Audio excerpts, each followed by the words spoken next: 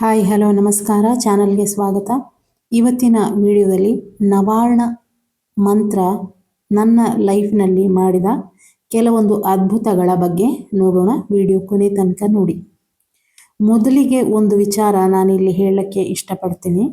ನವಾರ್ಣ ಮಂತ್ರದ ಬಗ್ಗೆ ಕುತೂಹಲ, ಆಸಕ್ತಿ, ಭಕ್ತಿ ಎಲ್ಲ ನಿಮಗೆ ಬರ್ತಿದೆ ಅಂದರೆ ಹೆಚ್ಚಿನ ಸಂಖ್ಯೆಯಲ್ಲಿ ನೀವೆಲ್ಲರೂ ನಮ್ಮ ಗುರುಗಳಾದ ಶ್ರೀನಾಥ್ ಸರ್ ಸ್ಟೂಡೆಂಟ್ ಅಂತ ಭಾವಿಸ್ತೇನೆ.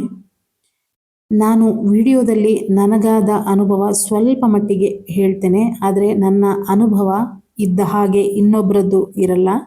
ಇದು ಮೊದಲಿಗೆ ನೀವು ತಿಳ್ಕೋಬೇಕು. ಎಲ್ಲರ ಅನುಭವ, ಜೀವನದಲ್ಲಿ ಬರುವಂತಹ ಬದಲಾವಣೆ ಬೇರೆ ಬೇರೆ ಇರಬಹುದು.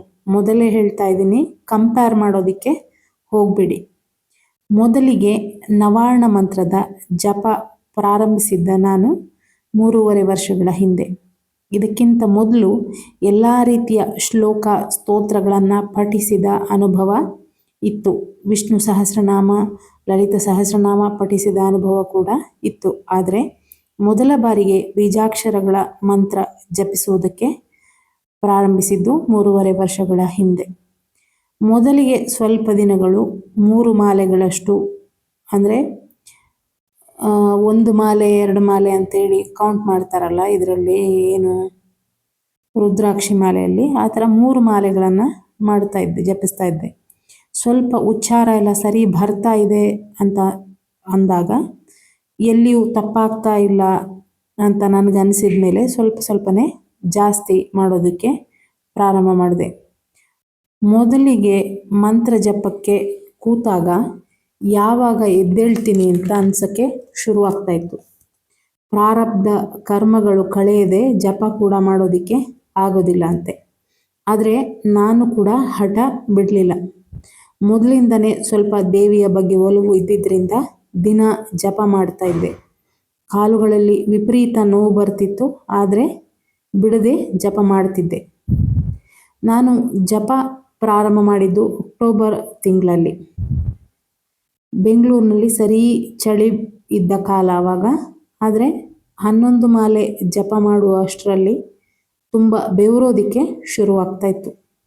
ನಾವು ರೆಂಟಿಗಿದ್ದ ಮನೆಯೂ ಕೂಡ ಚಿಕ್ಕದಾಗಿತ್ತು. ಅಲ್ಲೇ ಒಂದು ಸಣ್ಣ ಮಣೆ, ಆಸನ, ಮಾಲೆಯಿಂದ ಎಲ್ಲ ರೆಡಿ ಮಾಡಿಕೊಂಡು ಅಲ್ಲೇ ಶುರು ಮಾಡಿದೆ ನಾನು ಜಪ. ಅಂತಹ ಚಳಿಗಾಲದಲ್ಲಿ ಬೆವರು ಬರುವಷ್ಟು ತಾಪ ಏರ್ತಾ ಇತ್ತು. ನೀರು ಚೆನ್ನಾಗಿ ಕುಡಿದು ನಮ್ಮನ್ನು ನಾವು ಹೈಡ್ರೇಟ್ ಮಾಡಿಕೊಳ್ಬೇಕಾಗತ್ತೆ ಈ ಮಂತ್ರ ಜಪಿಸುವಾಗ.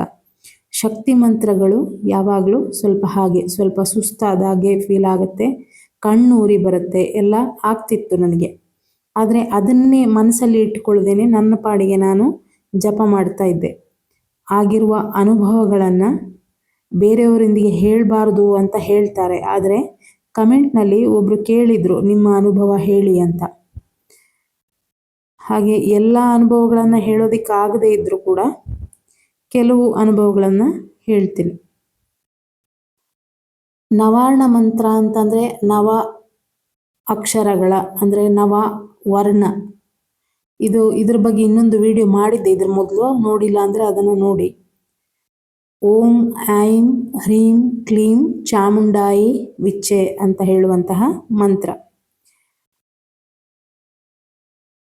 ಈ ನವಾರ್ಣ ಮಂತ್ರ ಮಾಡುವಾಗ ಹೀಟ್ ಜನರೇಟ್ ಆಗೋದ್ರಿಂದ ಮೊದಲಿಗೆ ದೇಹದಲ್ಲಿ ವಿಪರೀತ ತಾಪ ಉಂಟಾಗುತ್ತೆ. ಅಲ್ಲಿಗೆ ಬಿಡಬಾರ್ದು, ನಾವು ಅದನ್ನು ಜಪ ಮಾಡ್ತಾ ಇರಬೇಕು. ಆದರೆ ಬ್ಯಾಲೆನ್ಸ್ ಮಾಡೋದಕ್ಕೆ ಜಪ ಆದಮೇಲೆ ಸ್ವಲ್ಪ ಹೊತ್ತು ಮೆಡಿಟೇಟ್ ಮಾಡಬೇಕು. ಆಗ ಶಕ್ತಿ ಬ್ಯಾಲೆನ್ಸ್ ಆಗುತ್ತೆ. ಮತ್ತು ಮಂತ್ರ ಜಪ ಮಾಡಿ ಆದಮೇಲೆ ಕೂಡಲೇ ಏಳಬಾರ್ದು ಆಸನದಿಂದ. ಸ್ವಲ್ಪ ಹೊತ್ತು ಮೆಡಿಟೇಷನ್ ಆದಮೇಲೆ ಕೂಡ ಇನ್ನೊಂದು 5 ನಿಮಿಷ ಹಾಗೆ ಕೂತ್ಕೊಂಡು ಆಮೇಲೆ ಏಳಬೇಕು. ಇನ್ನೊಂದು ವಿಷಯ, ಸೆಲ್ಫ್ ಹಿಪ್ನೋಸಿಸ್ ಮಾಡಿಕೊಂಡು ಜಪಕ್ಕೆ ಕೂತ್ಕೊಳ್ತಾ ಇದ್ದೆ ನಾನು. ಆಗ ಬೇಗ ಡೀಪ್ ಟ್ರಾನ್ಸಿಗೆ ಹೋಗೋದಕ್ಕೆ ಈಸಿ ಆಗುತ್ತೆ. ಫಿಸಿಕಲ್ ಆಗಿ ಏನೇನು ಚೇಂಜಸ್ ಆಯಿತು ಅಂತ ಹೇಳ್ತೀನಿ ನಾನು. ಪೀರಿಯಡ್ಸ್ ಡೇಟ್ ಎಲ್ಲ ವ್ಯತ್ಯಾಸ ಆಗೋದಕ್ಕೆ ಪ್ರಾರಂಭ ಆಯಿತು. ಮೊದಲಿಗೆ ಫಿಸಿಕಲಿ ಆದ ದೊಡ್ಡ ಬದಲಾವಣೆ ಏನಪ್ಪ ಅಂತಂದರೆ, ನನಗೆ ಪೀರಿಯಡ್ಸ್ ಪೇಯ್ನು ವಿಪರೀತ ಅನ್ನುವಷ್ಟು ಬರ್ತಿತ್ತು. ಟ್ಯಾಬ್ಲೆಟ್ ತಿಂದ್ರೇ ನೋವು ಸ್ವಲ್ಪ ಕಡಿಮೆ ಆಗ್ತಿತ್ತು. ವಿಪರೀತ ಹಿಂಸೆ ಅನುಭವಿಸ್ತಾ ಇದ್ದೆ ನಾನು. ಜಪ ಸ್ಟಾರ್ಟ್ ಮಾಡಿ ಒಂದು 6-7 ಮಂತ್ಸಲ್ಲಿ ನೋವಿಲ್ಲದ ಪೀರಿಯಡ್ಸ್ ಬರೋದಕ್ಕೆ ಹೆಲ್ಪ್ ಆಯಿತು ನನಗೆ. 4-5 ದಿನ ಕಾಲ್ ಬಂದರೆ ಕೂಡ ಮಾತಾಡೋದಕ್ಕೆ ಆಗದಷ್ಟು ನೋವಿರ್ತಿತ್ತು. ವಾಮಿಟಿಂಗ್ ಕೂಡ ಇರ್ತಿತ್ತು. ನನ್ನ ತೀರ ಹತ್ತಿರದವರಿಗೆ ಗೊತ್ತು ನಾನು ಯಾವ ಥರ ಆಗ್ತಿದ್ದೆ, ಆ ಟೈಮಲ್ಲಿ ಯಾವ ಥರ ಸಫರ್ ಆಗ್ತಾ ಇದ್ದೆ ಅಂತ. ಲಿಟ್ರಲಿ ಪೇಷಂಟ್ ಥರ ಆಗ್ತಿದ್ದೆ ನಾನು ಆ 4 ದಿನ. ಎಷ್ಟೋ ಸಲ ಆಫೀಸಿಗೆ ಲೀವ್ ಹಾಕಿ ಬೈಸಿಕೊಂಡಿದ್ದು ಇದೆ. ಪೀರಿಯಡ್ಸ್ ಪೇಯ್ನ್ ಅನ್ನೋದು ವಿಡಿಯೋ ನೋಡ್ತಿರುವ ಕೆಲವು ಲೇಡೀಸ್ ಆದರೂ ಕೂಡ ರಿಲೇಟ್ ಮಾಡ್ಕೊಳ್ತೀರಿ. ಸೊ ಅಂತಹ ತಡೆಯಲಾರದ ನೋವಿನಿಂದ ಮುಕ್ತಿ ಸಿಕ್ತು. ನಾನು ಎಷ್ಟೋ ವಿಡಿಯೋಗಳಲ್ಲಿ ಹೇಳಿದ ಹಾಗೆ ಮನಸ್ಸಿಗೂ ನಮ್ಮ ಗಟ್ ಹೆಲ್ತಿಗೂ ಸಂಬಂಧ ಇದೆ ಅಂತ ಹೇಳಿದ್ದೆ. ವಿಪರೀತ ಸ್ಟ್ರೆಸ್ ಇತ್ತು ನನಗೆ. ಆ ಗಟ್ ಹೆಲ್ತ್ ಕೂಡ ಸರಿ ಇರಲಿಲ್ಲ. ಸೊ ಸ್ವಲ್ಪ ಅದರ ಬಗ್ಗೆನೂ ಗಮನ ಕೊಟ್ಟು ಅದನ್ನು ಸರಿ ಮಾಡಿಕೊಂಡೆ. ಕುಂಡಲಿನಿ ಜಾಗೃತಿಯಲ್ಲಿ ಆಹಾರದ ಮಹತ್ವ ಅಂತ ಒಂದು ವಿಡಿಯೋ ಮಾಡಿದ್ದೆ. ಅದರಲ್ಲಿ ಆಧ್ಯಾತ್ಮಿಕ ಜರ್ನಿಯಲ್ಲಿ ಸಪೋರ್ಟ್ ಮಾಡುವಂತಹ ಕೆಲವು ವೆಜಿಟೇಬಲ್ಗಳ ಬಗ್ಗೆ ಮಾತಾಡಿದ್ದೆ. ಅದನ್ನು ನೋಡಿಲ್ಲ ಅಂದರೆ ಅದನ್ನು ಕೂಡ ನೋಡಿ. ಆಮೇಲೆ ಫಿಸಿಕಲಿ ಸ್ವಲ್ಪ ನನ್ನನ್ನು ನಾನು ರೆಡಿ ಮಾಡಿಕೊಂಡೆ. ಈ ಥರ ಫುಡ್ಡು ಚೇಂಜ್ ಮಾಡೋದ್ರಿಂದ ಎಲ್ಲ ಸ್ವಲ್ಪ ನನ್ನನ್ನು ನಾನು ರೆಡಿ ಮಾಡಿಕೊಂಡೆ. ಸರ್ ಹೇಳಿದ ಮಾತು ಪದೇ ಪದೇ ಕಿವಿಯಲ್ಲಿ ಕೇಳ್ತಿತ್ತು ನನಗೆ. ನಮ್ಮ ಮನಸ್ಸು ಬೇರೆ ಅಲ್ಲ, ದೇಹ ಬೇರೆ ಅಲ್ಲ, ಮನಸ್ಸಿನ ಸ್ಥೂಲ ರೂಪ ದೇಹ, ದೇಹದ ಸೂಕ್ಷ್ಮ ರೂಪ ಮನಸ್ಸು ಎಂಬ ಸೆಂಟೆನ್ಸು ಅವಾಗವಾಗ ಕೇಳ್ತಾ ಇತ್ತು ನನಗೆ. ಸೊ ಫಿಸಿಕಲಿ ಕ್ಯೂರ್ ಆಗ್ತಾ ಇನ್ನು ಹೆಚ್ಚು ಹೊತ್ತು ಕೂತು ಜಪ ಮಾಡೋದಕ್ಕೆ ಸಾಧ್ಯ ಆಯಿತು ನನಗೆ. ಅವರು ಹೇಳಿದ ವಿಚಾರವನ್ನು ಪಾಲಿಸ್ತಾ ಮುಂದುವರಿತಾ ಇದ್ದೆ. 2 ವರ್ಷದ ಹಿಂದೆ ಜಪ ಮಾಡ್ತಾ ಏನೇನೋ ದೃಶ್ಯಗಳು ಕಾಣೋದಕ್ಕೆ ಪ್ರಾರಂಭ ಆಯಿತು. ಮೊದಲಿಗೆ ಕಪ್ಪು ಕ್ಲಿಯರ್ ಇಲ್ಲದೆ ಇರುವಂತಹ ದೃಶ್ಯಗಳು ಬರ್ತಿತ್ತು. ಆಮೇಲೆ ಜಪದ ಸಂಖ್ಯೆ ಜಾಸ್ತಿ ಮಾಡ್ತಾ 3rd ಐ ಪಾಯಿಂಟಲ್ಲಿ ವಿಪರೀತ ಸೆಳೆತ ಮತ್ತು ದಿನವಿಡೀ ಏನೋ ಪ್ರೆಷರ್ ಕ್ರಿಯೇಟ್ ಆಗ್ತಾ ಇತ್ತು ಆ ಪಾಯಿಂಟಲ್ಲಿ. ಮತ್ತೆ ಜಪದ ಸಂಖ್ಯೆ ಹೆಚ್ಚಾದ ಹಾಗೆ ತಲೆಯಿಂದ ಬೆವರು ಇಳಿಯೋದಕ್ಕೆ ಶುರುವಾಗುತ್ತಾ ಇತ್ತು. ಆ ಟೈಮಲ್ಲಿ ಕಣ್ಣುಗಳು ಮುಚ್ಚಿಯೇ ಇರಲಿ ಎನ್ನುವ ಅನುಭವ ಕೂಡ ಆಗ್ತಿತ್ತು.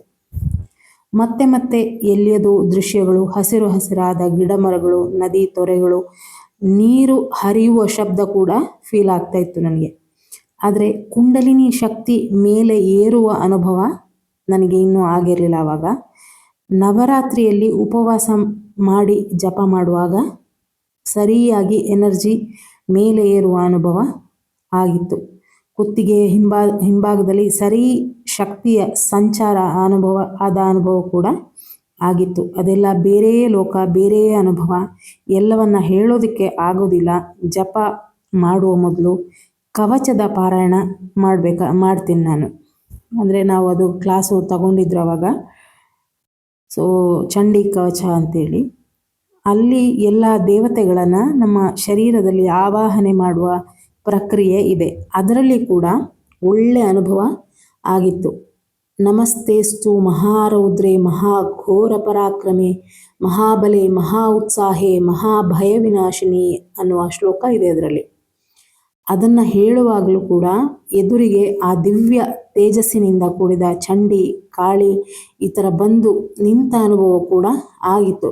ಸರ್ ಹೇಳಿದ ಹಾಗೆ ಅದನ್ನೆಲ್ಲ ನೀವು ಸ್ವತಃ ಅನುಭವಿಸಿದ್ರೆ ಮಾತ್ರ ಗೊತ್ತಾಗೋದು. ಇಲ್ಲ ಅಂದರೆ ಏನೋ ಹೇಳ್ತಿದ್ದಾಳೆ ಅಂತ ಅನಿಸುತ್ತೆ ಅಷ್ಟೇ. ಇನ್ನೂ ಒಂದು ವಿಚಾರ ನಾನು ಇಲ್ಲಿ ಹೇಳೋದಕ್ಕೆ ಇಷ್ಟಪಡ್ತೀನಿ. ಅನುಭವಗಳಾಗಲಿ ಅಂತ ನಾವು ಜಪಕ್ಕೆ ಕೂತ್ಕೋಬಾರ್ದು. ಅದೆಲ್ಲ ಸೂಕ್ಷ್ಮ ಜಗತ್ತಿನ ವಿಚಾರ. ಕೆಲವರಿಗೆ ಏನು ಅನುಭವ ಆಗದೇನೂ ಇರಬಹುದು. ಕೆಲವೊಮ್ಮೆ ಕಿವಿ ಬಿಸಿ ಆದ ಅನುಭವ ಆಗ್ತಾ ಇತ್ತು. ಕಣ್ಣು ತುಂಬ ಭಾರವಾದ ಅನುಭವ, ಕಣ್ಣು ತೆರೆಯೋದಕ್ಕೂ ಕೂಡ ಆಗದೇ ಇರುವ ಹಾಗೆ ಎಲ್ಲ ಅನುಭವ ಆಗಿತ್ತು. ಈ ಅನುಭವಗಳು ಶಾಶ್ವತ ಅಲ್ಲ. ನಮ್ಮ ದೇಹ ಆ ಶಕ್ತಿಯನ್ನು ಹ್ಯಾಂಡಲ್ ಮಾಡುವ ತನಕ ಒಂದು ಹಂತ ಬಂದಾಗ ಅನುಭವಗಳು ಕಡಿಮೆ ಆಗುತ್ತೆ. ಮೊದಲಿಗೆ ವೈಬ್ರೇಷನ್ ಫೀಲ್ ಆಗೋದು, ಜರ್ಕ್ ಬಂದ ಹಾಗೆ ಆಗೋದು, ಇದೆಲ್ಲ ಅನುಭವ ಆಗಿತ್ತು. ಆದರೆ ಪ್ರತಿದಿನ ಆಗುತ್ತೆ, ಈ ಥರ ಅನುಭವ ಆಗುತ್ತೆ ಅಂತ ಹೇಳೋದಕ್ಕೆ ಆಗಲ್ಲ. ಒಂದು ದಿನ ಒಂದು ಒಳ್ಳೆಯ ರೀತಿಯ ಸುಗಂಧ, ಅದು ಯಾವ ಹೂವಿಂದು ಅಂತ ನನಗೀಗ ಹೇಳೋದಕ್ಕೆ ಗೊತ್ತಾಗ್ತಾ ಇಲ್ಲ, ಆ ಥರ ಅನುಭವ ಕೂಡ ಒಂದು ದಿನ ಆಗಿತ್ತು. ನೆಕ್ಸ್ಟ್ ಇನ್ನೊಂದು ವಿಡಿಯೋದಲ್ಲಿ ಫೈನಾನ್ಷಿಯಲ್ ಗ್ರೋತು ಮತ್ತು ಜಾಬು ಎಲ್ಲದ್ರ ಬಗ್ಗೆ ಮಾತಾಡ್ತೀನಿ. ಇದನ್ನು ಇನ್ನು ಕಂಪೇರ್ ಮಾಡಿ ಹೇಳೋದಕ್ಕೆ ಹೋಗಬೇಡಿ, ಅವರಿಗೆ ಹಾಗಾಗಿತ್ತು ಹೀಗಾಗಿತ್ತು ಅಂತ. ಎಲ್ಲರದ್ದು ಅನುಭವ ಬೇರೆ ಬೇರೆಯೇ ಇರುತ್ತೆ.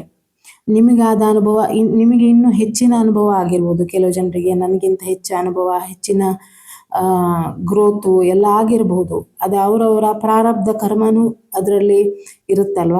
ಎಲ್ಲರದ್ದು ಒಂದೇ ಥರ ಆಗುತ್ತೆ ಅಂತ ಹೇಳೋಕ್ಕಾಗೋದಿಲ್ಲ. ನನಗೆ ಆಗಿದ್ದ ಸ್ವಲ್ಪ ಸಣ್ಣ ಪುಟ್ಟದನ್ನು ಹೇಳಿದ್ದೀನಿ ನಾನು. ಕೆಲವೊಂದು ಹಾಗೆ ಹೇಳಬಾರ್ದು ಅಂತ ಇದೆ. ಆದ ಅನುಭವವನ್ನು ಗುರುವಿಗೆ ಮತ್ತು ನಮ್ಮ ಮಧ್ಯೆ, ಅಂದರೆ ಯಾರು ಸಾಧಕ ಇರ್ತಾನೆ ಅವರ ಮಧ್ಯೆ ಇರುವಂತಹ ಇದು ಸೀಕ್ರೆಟ್ ಇದು. ಅಂದರೆ ನಾನದು ವಿಡಿಯೋದಲ್ಲಿ ಯಾರೋ ಕಮೆಂಟಲ್ಲಿ ಕೇಳಿದರು ಅಂತ ಮಾಡ್ತಾ ಇದ್ದೀನಿ ಅಷ್ಟೇ video. Thank you for watching.